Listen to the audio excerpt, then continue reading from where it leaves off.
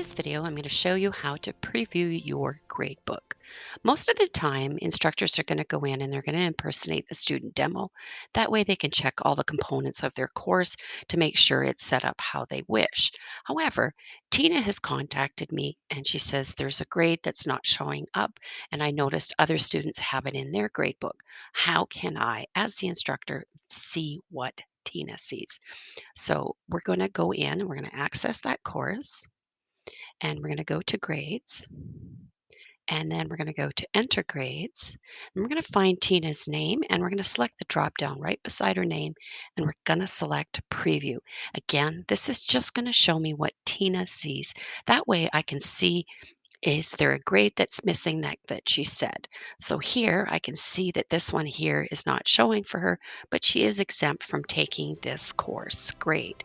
So that's how you're going to preview a grade from a student. That's all there is.